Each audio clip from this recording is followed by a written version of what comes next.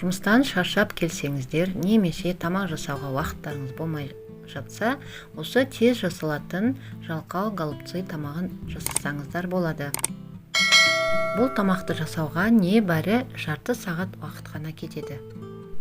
Бұл тамаққа фаршқа қосатын күріш, сосын сорпасына қызанақ, болгар бұрышы, пияз және жұмыртқа қажет.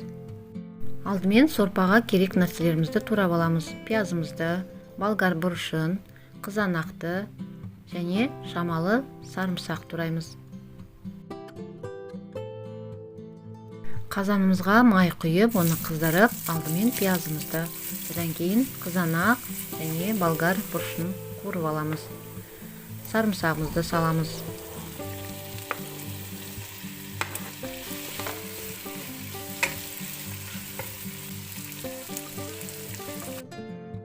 Бәрін жақсылап қуырып алған соң, дәмдеуіштер қосамыз. Өз қалаған дәмдеуіштеріңізді қоссаңыздар болады.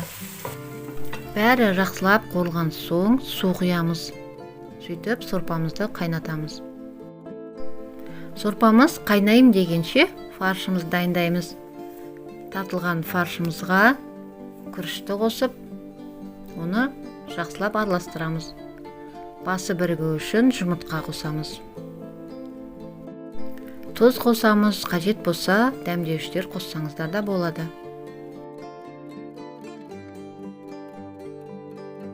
Енді осы фаршымыздан домалақтап, голубцаларды дайындап аламыз.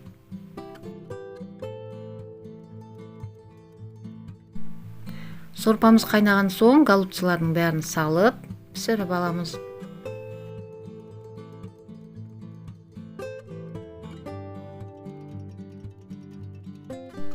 Сорпамыз қайнаған соң, көбігін аламыз, тұзының дәмін көреміз.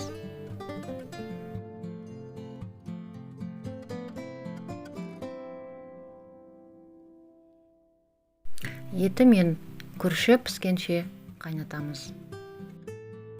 Бас аяғы бар жоғы жарты сағатта біздің тамағымыз дайын болады. Видеомыз ұнаса, каналымызды қолдап, лайк қойып, подписка жасап кетсеңіздер.